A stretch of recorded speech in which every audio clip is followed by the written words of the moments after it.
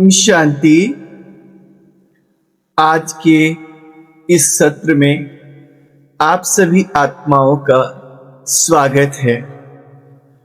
आज के इस तनावपूर्ण और भाग दौड़ के माहौल में अक्सर हम सब परिस्थितियों के सामने, संबंधों के सामने, स्वयं के मन के सामने मजबूर महसूस करते हैं। हम कहते हैं मैं क्या करूं, मेरी मजबूरी है, हम मजबूर थे इसलिए ऐसा हो गया। इन्हीं बातों को ध्यान में रखते हुए आज हम सब 19 सितंबर 1972 की अव्यक्त मुरली का अध्ययन करेंगे, जिसे प्राण प्यारे अव्यक्त बाप दादा ने मधुबन निवासियों को संबोधित किया है। इस मुरली का शीर्षक है मजबूरियों को समाप्त करने का साधन मजबूत बनो। जब हम अंदर से मजबूत होंगे तो मजबूरियां स्वतः समाप्त हो जाएंगी। कोई भी परिस्थिति, मन की कोई भी कमजोरी रह नहीं जाएगी। इस मुरली में बाप दादा आध्यात्मिक पुरुषार्थी आत्माओं को महावीर की संज्ञा देते हैं। कहते हैं आप तो महावीर हो। जब महावीर शब्द सामने आता है तो मन में एक तलवार भांजने वाला, योद्धाओं को पछाड़ते हुए आगे बढ़ने वाला कोई ऐसा वीर का चित्र बनता है। लेकिन ये बाहुबल की जो वीरता है वो सामान्य है, उनको भी वीर कहा गया है। लेकिन जो अपने आंतरिक कमजोरियों पर विजय प्राप्त करे, अपनी जो माया पर विजय प्राप्त करे, प्रकृति पर विजय प्राप्त करे, ये उनसे भी बड़े योद्धा होते हैं। इसलिए जैन धर्म में देखो, जितने भी तीर्थंकर हुए हैं उनको महावीर कहा जाता है। महावीर वो जो प्रकृति जीत हो, माया जीत हो, परिस्थितियों पर जीत प्राप्त कर सके। तो परमात्मा पिता इस दृष्टि से कि आप सब लाचार नहीं हो। लाचार व्यक्ति मजबूरी का रोना रोता है, तो अपने को लाचार न समझो। आप में इनर पावर है, आत्मशक्ति है, दुनिया बदल सकती है इस शक्ति से। इसलिए आप महावीर हो, ऐसा समझो। एक महावीर आत्मा मजबूरी को मजबूरी नहीं समझती, उसे अपने आंतरिक शक्ति के आधार पर सदा के लिए समाप्त कर देती है। एक महावीर आत्मा परिस्थिति को परिस्थिति नहीं समझती, अपितु एक अवसर के रूप में लेती है कि ये स्वयं को प्रत्यक्ष करने का अवसर है। जब कोई परिस्थिति आती है और उसको अगर आप अच्छे तरीके से हैंडल कर लेते हो तो दो बातें होती हैं। एक तो आप परिस्थिति को जीत लिए, और दूसरा दुनिया के सामने आप प्रत्यक्ष हो गए कि आप में इतनी शक्ति थी। अगर परिस्थितियां आए ही ना तो आपकी गुप्त शक्तियों का शो कैसे हो। तो इसलिए एक महावीर आत्मा जब कोई संबंधों से चुनौती आती है तो वहां पर वो मजबूरी में आकर के फैसला नहीं लेती। वहां पर भी वो जो आदर्श है, नियम है, श्रेष्ठता है, उसके आधार पर वो फैसला लेती है। रामचंद्र का बहुत सुंदर उदाहरण है इसके लिए।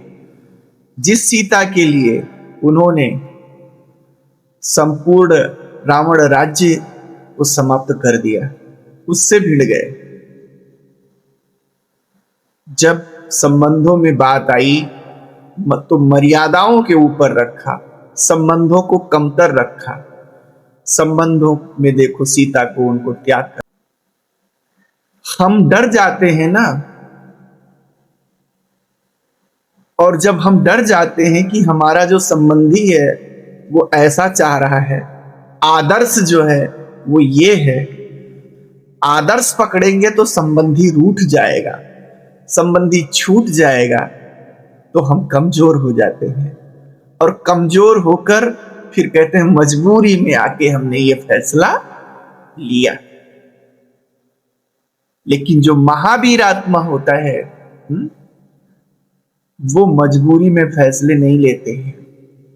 हाँ, ये वो इतना संबंधों में आसक्त नहीं रहते कि आदर्श को छोड़ दें, मर्यादाओं को छोड़ दें।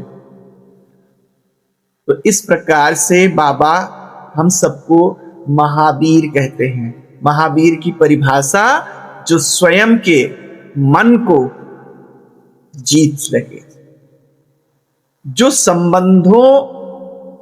संबंध सुख के लिए होते हैं। अगर संबंध ब्लैकमेलिंग के लिए होने लगे, अगर संबंध आपको आपके आदर्श से हटाने के लिए मजबूर कर रहे हैं, तो जो वो उन संबंधों को भी क्या कर सके, त्याग कर सके, उसको महावीर कहा जाएगा। संबंध को बंधन ना बनाया जाए।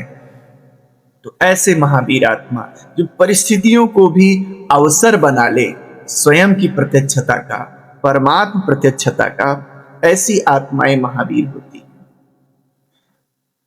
अंगद के समान जिनकी बुद्धि स्थिर रहे, हर परिस्थिति में अचल और अडोल रहे। स्थिर माना जैसे अंगद का पैर बड़े बड़े महारथी नहीं हिला सके, ठीक उसी प्रकार से आपका जो श्रीमत है, जो आदर्श है, जिस पर आप चलने के लिए जो है प्रतिबद्ध हुए हैं, उस रास्ते से हिलाने के लिए चाहे आपका मन आवे, चाहे आपके संबंध रोड़ा बने, चाहे कोई परिस्थितियां उसको कितना हिलाना चाहे, लेकिन आपकी बुद्धि हिले ना, आप उस रास्ते पर चलें, तब कहा जाएगा महावीर। तो बाबा कहते हैं कि मजबूरी खत्म करने का एक ही उपाय है, और वो है अंदर से मजबूत बनो।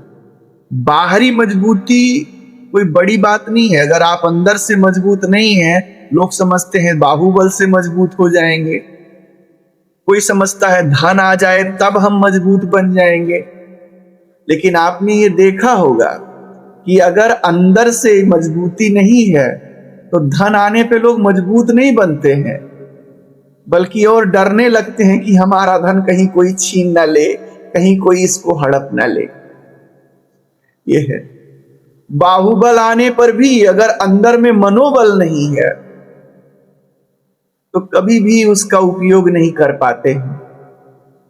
इसलिए जो सच्ची शक्ति है वो अंतरात्मा की शक्ति है। आत्मबल सर्वश्रेष्ठ बल है। जब आप सब अंतिम स्टेज के समीप आते हो, जैसे जैसे अपने ऊंचे लक्ष्य के समीप आते हो, वैसे वैसे आपके अंदर में जो कमजोरी के संस्कार हैं वो भस्म होते जाते हैं। अगर आपका लक्ष्य मजबूत है तो आंतरिक स्थिति अपने आप मजबूत हो जाती है। इसलिए अपने लक्ष्य को क्या बनाओ, मजबूत बनाओ। तो आपका लक्ष्य क्या है, बाप समान बनना, बिकम जस्ट लाइक गॉड, भगवान के जैसा भगवान भगवती बनना है, देव और देवी बनना है। इतना सशक्त लक्ष्य है। देव और देवियों को कभी मजबूर होते आपने नहीं देखा।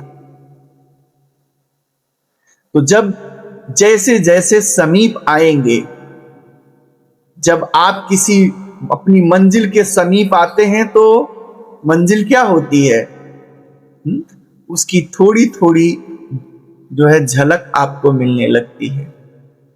और सम्मुख जब आते हैं तब क्या होती है, मंजिल की पूरी झलक आपको मिलने लगती है। इसमें उदाहरण बाबा ने बहुत अच्छा दिया है कि समीप अगर आए हो, कैसे समझो, जैसे अभी हम सब पुरुषार्थी हैं और हम सतयुगी दुनिया को याद करते हैं, देवत्व को याद करते हैं। बहुत लोग याद कर रहे हैं, जितने सब पुरुषार्थी हैं, कुछ भान नहीं आ रहा है। इसका मतलब अभी समीप नहीं हो। आपकी चेतना, क्योंकि आत्मा है और आत्मा का मुख्य गुण चेतना है, आपकी चेतना जितना जितना देवत्व के समीप पहुंची है, जितना जितना बाप के समीप पहुंची है, अर्थात बाप समान बोल, बाप समान संस्कार, बाप समान सोच, बाप समान भावनाएं जितनी जितनी होंगी, उतना उतना आपको झलक दिखाई देने लगेगा, साक्षात्कार होने लगेगा। ये तो समीप में तो झलक दिखेगा। बाबा ने इसको पारदर्शी घूंघट की बात कही है कि जैसे बहुत सी महिलाएं होती हैं जो घूंघट में होती हैं, लेकिन घूंघट इतना पारदर्शी होता है कि सब दिखता है। वो भी अंदर से आपको देख सकती हैं, आप भी अंदर से उनको देख सकते हो, लेकिन स्पष्ट नहीं दिखेगा, थोड़ा थोड़ा दिखेगा। तो ऐसे अगर आप अपने लक्ष्य के समीप हो, जो आपका लक्ष्य है देव बनना, देवी बनना, बाप समान बनना, तो जितना जितना समीप होंगे उतना उतना आपको झलक हल्का दिखेगा। यहां मन में फील होगा, दिखना माना फील होगा। आपको ये नहीं लगेगा कि जब मैं देवी हूं तो लगेगा कि दूर की बात है, ऐसे नहीं लगेगा, वो फील होगा। और अगर आप सम्मुख आ गए हैं, इतना करीब आ गए हैं कि अब आप में और आपके लक्ष्य में कोई फर्क नहीं है, इक्विवेलेंट हो गए हैं, एकाकार हो गया है आपका अपने लक्ष्य से, तो फिर स्पष्ट दिखाई देगा। स्पष्ट इतना दिखाई देगा कि जो आपके इर्द गिर्द की आत्माएं हैं उन्हें भी एहसास होगा कि ये कोई साधारण नहीं है। जैसे रामचंद्र के लिए उनकी माता, उनके भाई कहते थे, भैया आप तो भगवान हो लग रहा है, आपके जो बोल हैं, चलन हैं, कर्म हैं, सब हम लोगों से इतना भिन्न है कि आप कुछ साधारण नहीं लगते हो, आप हम जैसे नहीं लग रहे हो। इसका मतलब वे अपने लक्ष्य के एकाकार में। तो जब आप सम्मुख होंगे अपने लक्ष्य के, तो आप में यह एकाकार हो जाएगा। आप फिर घूंघट नहीं है, समझो, स्पष्ट दिखेगा। तो बाबा कहते हैं जैसे जैसे आप पहली बात तो अपना लक्ष्य मजबूत बनाओ। अगर आपको मजबूत बनना है, मजबूरी खत्म करना है, और लक्ष्य जब मजबूत बनाओगे, उसको पाने के लिए जैसे जैसे समीप पहुंचोगे, जैसे जैसे अपने लक्ष्य के सम्मुख पहुंचोगे, आप में कमजोरियां भस्म होती जाएंगी, साक्षीपन आप में आता जाएगा, हर्षित मुक्ता आप में आता जाएगा, और आपकी अवस्था जो आपके इर्द गिर्द की आत्माएं होंगी उनसे न्यारी और प्यारी होती जाएगी। तो अब हम सबको अपनी सोच बदलनी पड़ेगी। जितने पुरुषार्थी आत्माएं हैं उनमें से खासकर 60% आत्माएं इस रीति से पुरुषार्थ कर रही हैं कि अंत में संपूर्ण हो ही जाएंगे, और जब सृष्टि का समय आएगा, सृष्टि में विनाश का समय आएगा, सृष्टि परिवर्तन का समय आएगा, तब तक हम संपूर्ण हो ही जाएंगे। लेकिन अब हमें अपने सोच को बदलना पड़ेगा। हमें संपूर्ण होना है, हम समय की प्रतीक्षा नहीं कर सकते। अब हमें समय के समीप आने का इंतजार नहीं करना है, बल्कि अपनी चेतना को बाप के, अपने लक्ष्य के समीप व सम्मुख लाने का पुरुषार्थ करना है। हो सकता है कि समय के इंतजार में हम बैठे और वो समय ना आए और हमारा शरीर पहले ही छूट जाए, तो हम ये नहीं कर सकते। हम स्वयं के पुरुषार्थ के द्वारा स्वयं को बाप के समीप और सम्मुख लाने का प्रयास करेंगे, ऐसे पुरुषार्थ करेंगे। अगर इसी प्रकार से, इसी सोच के तहत जितनी भी पुरुषार्थी आत्माएं हैं, सब कलेक्टिव रूप से ये पुरुषार्थ करने लगे कि हम समय का इंतजार नहीं करेंगे। मान लिया जाए जितने भी 10 लाख 15 लाख आत्माएं हैं, सब यही पुरुषार्थ करने लगे कि हम समय का इंतजार नहीं करेंगे, हम स्वयं को बाप के समान लेके जाएंगे। तो अगर 15 लाख आत्माएं ऐसे एक साथ समीप आ जाएं, तो वो वाला जो प्रकृति का समय है अपने आप क्या आ जाएगा, समीप आ जाएगा। तो हम समय का इंतजार नहीं करेंगे, समय को अपने समीप लाएंगे पुरुषार्थ के द्वारा। और इसीलिए बाबा ने कहा है समय आपकी रचना है। अगर आप पुरुषार्थ करें, मेहनत करें, तो समय जो दूर है वो करीब आ सकता है। समय कोई ऐसी चीज नहीं है, वो आपकी रचना है। बाबा मधुबन निवासियों के लिए कहते हैं, उनकी विशेषताएं सुनाते हैं कि मधुबन अर्थात मधु और वन, मधुरता भी हो जिनमें और वैराग्य भी हो। मधुबन लाइट हाउस है। तो जब आपकी स्थिति इतनी मजबूत हो जाती है, बाप के समीप और सम्मुख हो जाते हैं, तो हर एक आत्मा लाइट हाउस बन जाती है। लाइट हाउस अर्थात समंदर में वो टावर जो चारों तरफ रोशनी फेंकता है दूर दूर तक, और समंदर की जहाजें उस रोशनी को देख करके अपना ठिकाना प्राप्त करती हैं कि वहां जाना है। तो ऐसे इस संसार रूपी समंदर में आत्माएं भटक रही हैं। सत्य कहां है, सुख कहां मिलेगा, शांति कहां मिलेगी, विधि क्या है, तरह तरह के अंधकार में भटक रही हैं।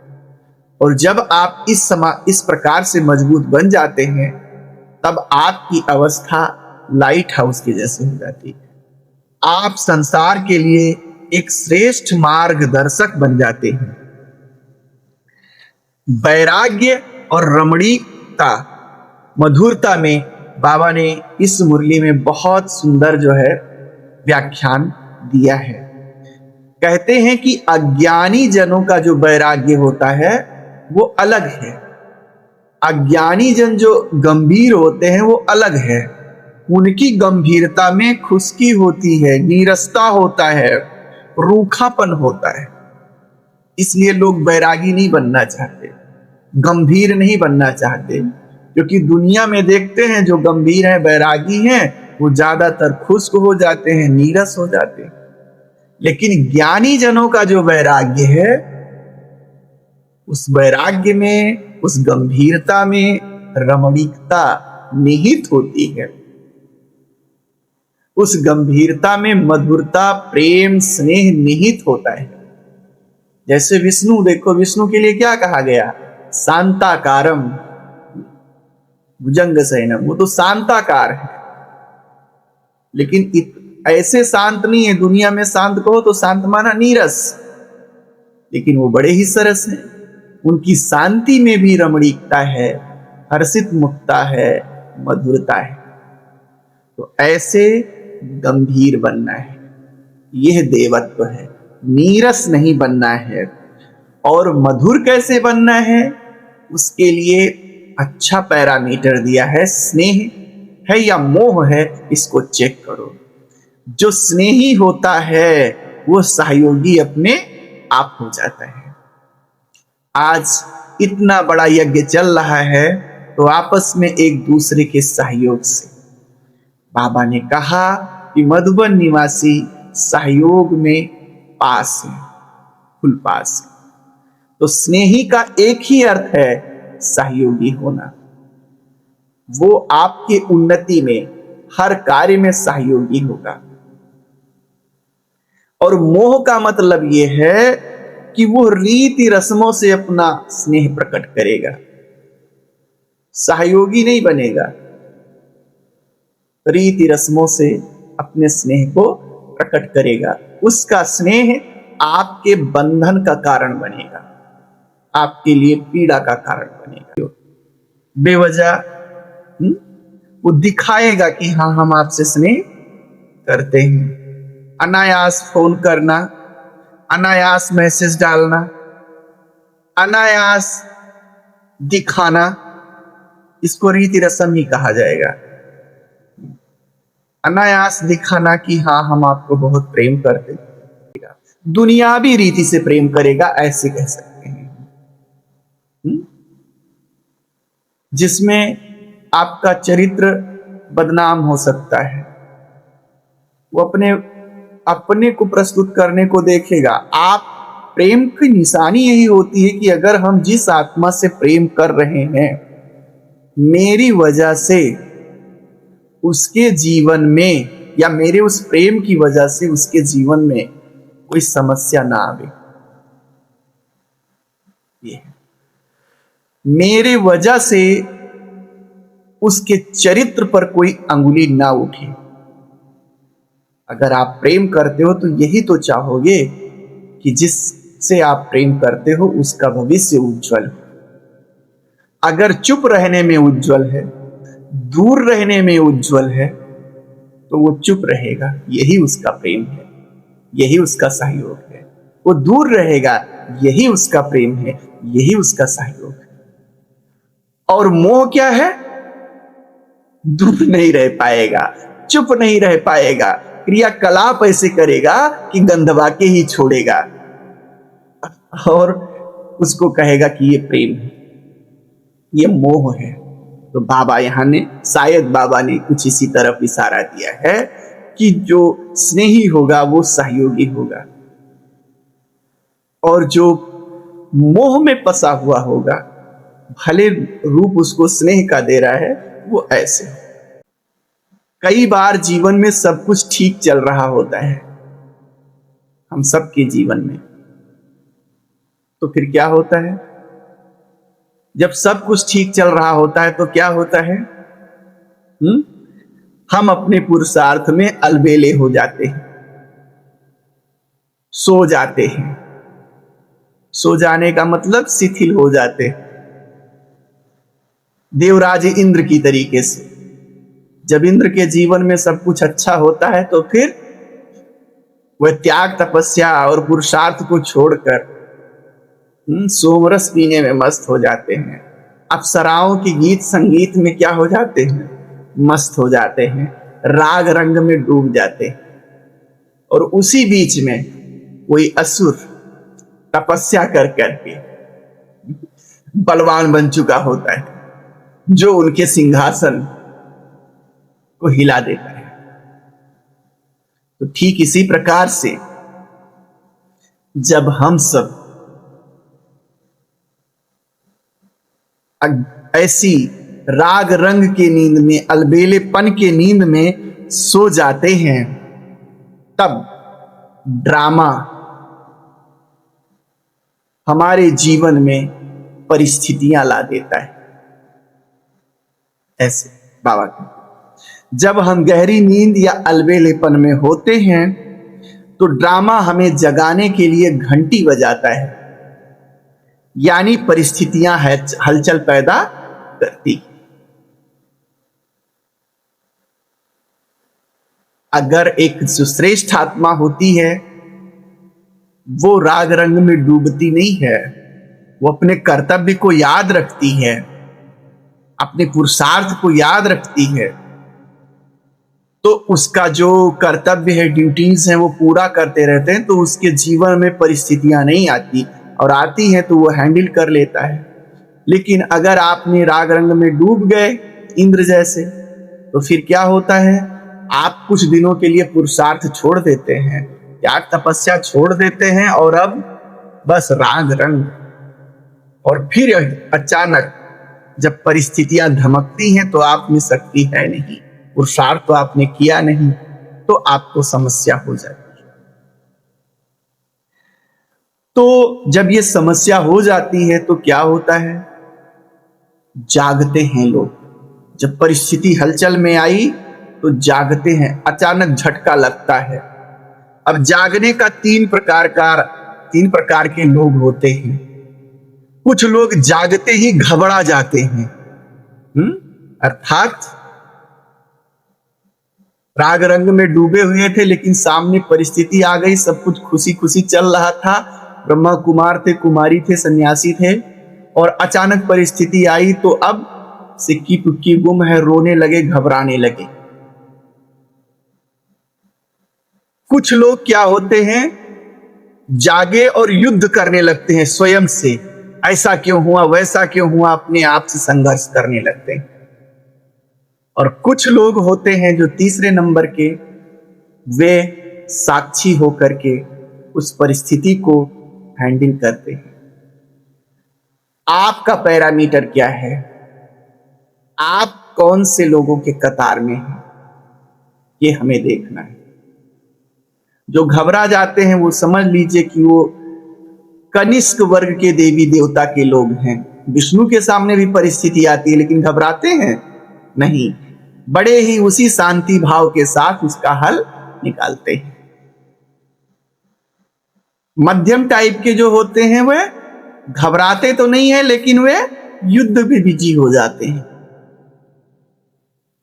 बाबा यहां सुंदर उदाहरण देते हैं कि अगर आप परिस्थिति आई और घबराए, इसका मतलब गहरी नींद में सोए हुए थे, पूरा पुरुषार्थ आदि छोड़ के बहुत अच्छी से राग रंग में डूबे हुए थे। और दूसरा यह है कि सतह पे था आपका जीवन, ज्ञान की गहराई में नहीं उतरे थे।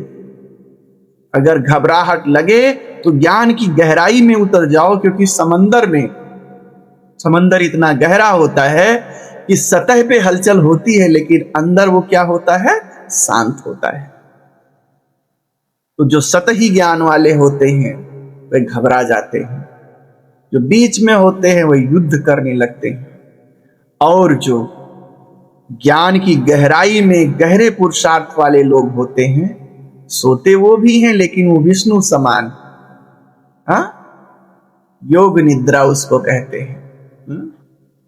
हल्का सोए हुए होते हैं, परिस्थिति आई तो वो जग गए, और जगने के बाद उनको शौक नहीं लगता है, उनके नैन चैन चेहरे चलन भावनाओं में कोई अंतर नहीं पड़ता, वो सामान्य ही रहते हैं, और परिस्थिति को कैसे हैंडल किया जाए साक्षी होकर वे परिस्थिति को हैंडल करते।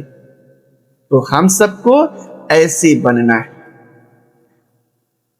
बाबा एक बहुत ही सुंदर रहस्य का उद्घाटन करते हैं कि संगम युग पे ड्रामा आपको परिस्थितियों रूपी घंटी बजाकर क्या करता है, जगाता है।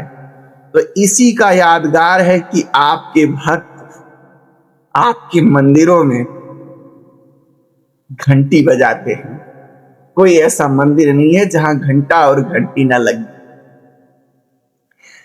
अगर आपको जगाते हैं तो भी घंटी रहता है, पूजा के साथ घंटी बजाते हैं, उठ जाओ। खाना पानी खिलाते, भोग लगाने आते हैं तो भी पहले कहते हैं सो गए होंगे प्रभु, पहले घंटी बजा दे, उठो उठो उठो, भोजन आ गया। घंटी बजाते हैं। अगर सुलाते हैं तो भी लिटा देंगे, ऊपर से कपड़ा उड़ा देंगे, फिर घंटी बजा के सुला देंगे, सो जाओ। तो ये बड़ा सुंदर उदाहरण बाबा आज ने दिया कि इस समय ड्रामा घंटी बजाता है और द्वापर युग से लेके आज तक इसी का यादगार है कि आपके भक्त अपने इष्ट देवों के समक्ष उनके हर कर्म को घंटी बजाकर अथवा घंटी बजाते हुए करते हैं।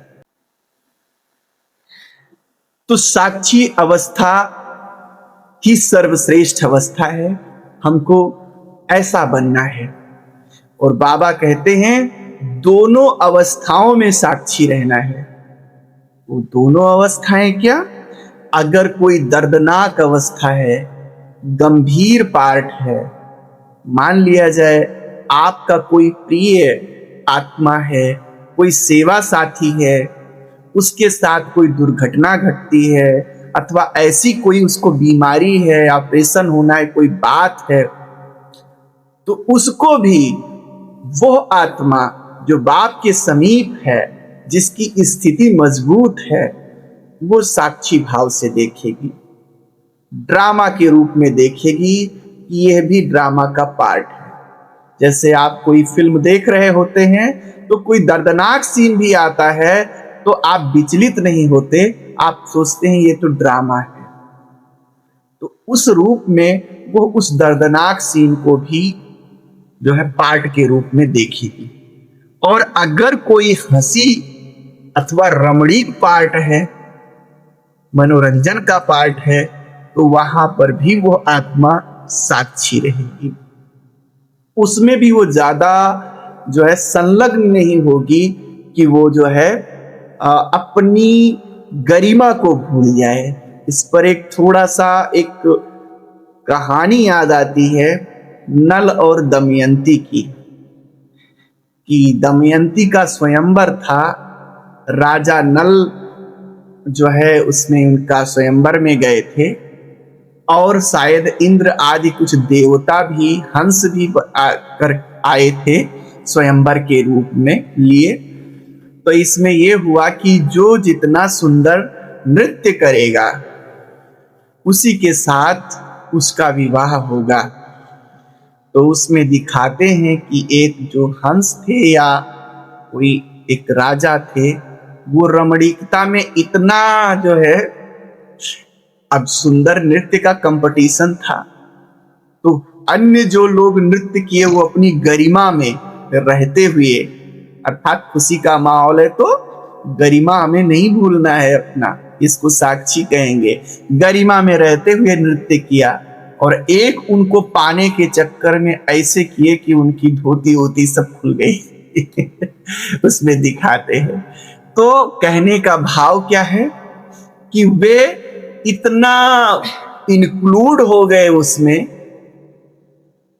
इतना जो है अटैच हो गए कि अपनी गरिमा भूल गए। एक जो बाप समान आत्मा होगा, जो श्रेष्ठ आत्मा होगा, वो किसी में भी आसक्त नहीं होगा, किसी भी परिस्थिति में, चाहे वो सुखद परिस्थिति हो चाहे दुखद परिस्थिति हो, टू मच अटैच किसी में भी नहीं रहेगा, वो अपनी गरिमा को बनाए रखेगा। तो हम सब दुनिया की करोड़ों आत्माओं में से चुनी हुई आत्माएं हैं जिनको सत्य ज्ञान मिला हुआ है, जबकि बाकी दुनिया अज्ञान के अंधियारे में भटक रही है, सोई हुई है। इसलिए हम अपने स्नेह और योग के द्वारा सूक्ष्म सर्विस करें। सूक्ष्म सर्विस का मतलब क्या है? जा जाके सम्मुख नहीं, कर सकते उतना करो, लेकिन सूक्ष्म सर्विस का मतलब यह होता है एक स्थान पर बैठकर अपनी वाइब्रेशन के द्वारा, श्रेष्ठ वृत्ति के द्वारा, चिंतन के द्वारा मनसा सेवा करें। तो आइए हम सब अब मजबूरी का रोना छोड़कर मजबूती का रास्ता अपनाएं। ऐसा संकल्प लें, अपने आप को अंदर से मजबूत बनाएं। अच्छा। ओम शांति।